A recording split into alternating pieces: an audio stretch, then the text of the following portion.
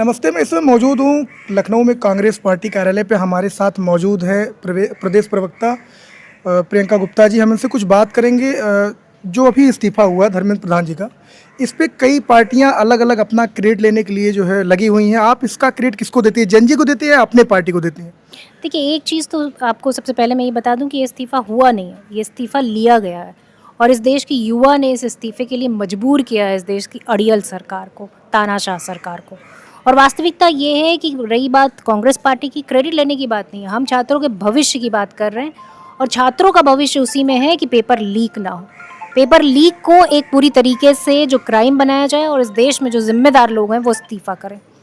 हकीकत ये है कि सिर्फ पेपर लीक की बात नहीं है, जो पूरा शिक्षा का सिस्टम है, जिसमें शिक्षा का जो बजट है, कांग्रेस पार्टी की सरकार से आज की सरकार में आधा हो चुका है। सरकारी स्कूल लगातार बंद हो रहे हैं और जिस तरीके से शिक्षा महंगी होती जा रही, प्राइवेटाइज होती चली जा रही है, वो अपने आप में आज हर बच्चे का कंसर्न बन चुकी है।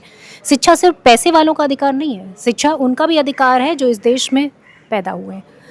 हद तब हो गई कि जब इस देश में जब पेपर लीक हुआ और उसके बाद लगातार पेपर लीक हो रहे हैं, 152 से ज़्यादा पेपर लीक हो चुके हैं। उत्तर प्रदेश में लगभग जो है ना 17-18 पेपर लीक हो चुके हैं। तो इसका जवाब कौन देगा, इसकी जिम्मेदारी कौन लेगा, इसकी अकाउंटेबिलिटी कौन लेगा? तो उसी अकाउंटेबिलिटी को फिक्स करने के लिए लगातार जिस तरीके से राहुल गांधी जी छात्रों के गूंज कार्यक्रम के माध्यम से छात्रों से संवाद स्थापित कर रहे थे कि आखिर शिक्षा में किस तरह का बदलाव होना चाहिए, आखिर शिक्षा कैसे सबका अधिकार बनेगी, शिक्षा में क्या बदलाव होना चाहिए। क्योंकि आज टेक्नोलॉजी के ज़माने में अगर आप शिक्षा में बदलाव नहीं करेंगे तो सबसे बड़ी चीज़ ये है कि शिक्षा पूरी तरीके से आज के ज़माने में जो ग्रेजुएट है वो सबसे ज़्यादा बेरोजगार, जो पोस्ट ग्रेजुएट है वो बेरोजगार बैठा है। आज एक चपरासी की नौकरी निकलती है तो पीएचडी वाला उसमें जाता है। तो आखिर ये मजबूरी है, तो कौन पीएचडी वाला जाना चाहता है चपरासी की नौकरी में? तो शिक्षा व्यवस्था में जो बदलाव होने चाहिए वो नहीं किए जा रहे हैं और लगातार जनता को इस इधर उधर के मुद्दों में, जो हिंदू मुसलमान है या मंदिर मस्जिद है या शमशान कब्रिस्तान है, 80-20 की राजनीति में उलझाया जा रहा है। क्या लगता है कि प्रोटेस्ट हुआ है, कांग्रेस को इसको फायदा होगा 2027 को लेकर के? देखिए, कांग्रेस को फ़ायदा हो ना हो, इस देश की जनता को फ़ायदा होगा। आज अकाउंटेबिलिटी सुनिश्चित हुई है, आज इस देश की जनता सवाल पूछ रही है। आपकी हर एक सवाल पर, आपके हर एक जवाब पर लगातार निडर होकर सवाल पूछ रही है। यही हम चाहते थे कि जब सड़क पर लोग आ जाएंगे ना, तो संसद में भी हम आपकी आवाज़ उठाएंगे, सड़कों पर भी आवाज़ उठाएंगे और हर तरीके से हम आपके साथ खड़े होंगे। और आपके मुद्दे अगर आप शांतिपूर्ण ढंग से प्रदर्शन कर रहे हैं तो पूरा देश आपके साथ खड़ा होगा। और ये मतलब प्रदर्शन आप ये मत सोचिए कि ये जेन जी का है, विपक्ष का है, या इनका है, ये उनका है। ये भारतीय जनता पार्टी के नेताओं का बच्चे वहाँ पर आके पहुँचे हुए थे। वो कौन थे? वो भी देशद्रोही हैं। तो देशद्रोही नहीं, अब आप इन सब मुद्दों में उलझा नहीं पाएंगे, देशद्रोही में ही बोल पाएंगे आप, ये इसको विदेशी ताकतें नहीं बोल पाएंगे। ये आपके और हमारे घर के बच्चे हैं एजेंसी, जो सवाल पूछ रहे हैं कि आप हमारा हक जो है हमें दीजिए। सादा हक ऐथे रख वाला हाल है। और पूरी तरीके से जिस तरीके की सीट शेयरिंग होगी, ये सारी चीज़ें होंगी, बहुत जल्दी आपको मीडिया के माध्यम से पता चल जाएंगी। देखिए, घोषणा पत्र सिर्फ और सिर्फ जनता को समर्पित होगा। जिस तरीके से आज युवाओं की हालत जो है आप देख ही रहे हैं, किस तरीके से सड़कों पर उन्हें पीटा जा रहा है, लाठियां चलाई जा रही हैं, पैलेट गन से वार किया जा रहा है, उनके सर फोड़े जा रहे हैं, उनके बच्चियों के कपड़े फाड़े जा रहे हैं, उनसे अभद्र व्यवहार पुलिस कर रही है।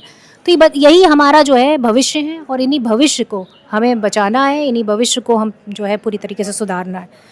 तो ये एक मुद्दा रहेगा, उसके साथ में किसान मुद्दा है, नौजवान मुद्दा है, युवा मुद्दा है, सस्ती बिजली मुद्दा है, किस तरीके से जो है आज आवारा पशु मुद्दा है, भ्रष्टाचार मुद्दा है, किस तरीके से एक्सप्रेसवे बनता है, जो कानपुर और लखनऊ एक्सप्रेसवे बना है, 14 दिन नहीं हुआ आपका गड्ढा हो गया।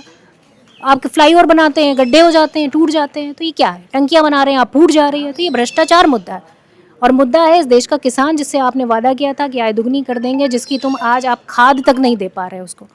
तो वास्तविकता ये है, जो वादे आपने किए थे उन वादों को पूरा करिए। शिक्षा पे आप किस तरीके से स्कूलों को बंद कर रहे हैं सरकारी, आखिर किसकी शिक्षा बंद कर रहे हैं? दलित की, गरीब की, ओबीसी की। जो गरीब विद्यालय में जाता था, जो फ्री शिक्षा पा रहा था, उसको आपने स्कूलों को मर्ज कर दिया, बंद कर दिया। शराब की दुकानें आपने खोल दी। अब किस मुद्दे पर चुनाव में जाएंगे बताइए? राम मंदिर चढ़ावा चोरी कर लिया आपने, शर्म नहीं आई आपको? मतलब प्रभु श्री राम ही नाराज़ हो गए अब तो इनसे कि किसी तरीके से इनको यहाँ से बेदखल करना है। तो इस बार जनता ने मन बना लिया है कि वो अपने मुद्दों पर सवाल पूछेगी और जवाब भारतीय जनता पार्टी के पास है नहीं। इसलिए ये पूरी तरीके से तय है कि भारतीय जनता पार्टी इस बार सत्ता से बेदखल होगी।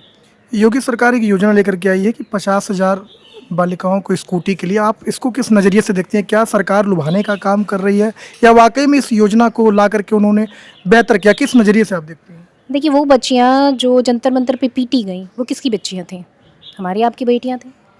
पर उनको आप मार रहे हैं और यहाँ के कह रहे हैं कि आप उनको स्कूटी दे देंगे, और वो भी तब जब आपकी चला चली की बेला आ गई है, जब आप कुछ नहीं उन बच्चियों को दे पाए, एक सुरक्षा नाम की चीज़ नहीं दे पाए। हर दिन कोई दिन ऐसा नहीं होता जिस दिन किसी बेटी के साथ कुछ गलत नहीं होता है उत्तर प्रदेश में। आप दलितों के प्रति अपराध देखिए, नंबर 1 है। आप देखिए बीफ एक्सपोर्ट में उत्तर प्रदेश नंबर 1 है। तो आप बताइए कि उन बच्चियों को स्कूटी देने से काम चल जाएगा आपका? उनको चाहिए रोजगार, उनको चाहिए सस्ती शिक्षा, उनको चाहिए कि उनका पेपर लीक ना हो, उनको चाहिए कि उनका फ्यूचर जो है सेफ हो, उनको क्या करना है ये तय हो कि उनको डॉक्टर बनना है, इंजीनियर बनना है, या उनको अपना व्यापार चलाना है, क्या करना है। यही तो देश के युवा हैं, यही तो भविष्य है। आप उनको स्कूटी दे के बहलाइए मत। पेट्रोल के दाम कहाँ पहुँच गए हैं आप ये बताइए? खरीद पाएगा कोई बेरोजगार पेट्रोल? आप पेट्रोल में मिलावट कर रहे हैं, उसके बाद भी उसको 100 रुपये में बेच रहे हैं। कौन खरीद पाएगा पेट्रोल? गाड़ियों की तो हालत ख़राब कर दी आपने E20 डाल डाल के।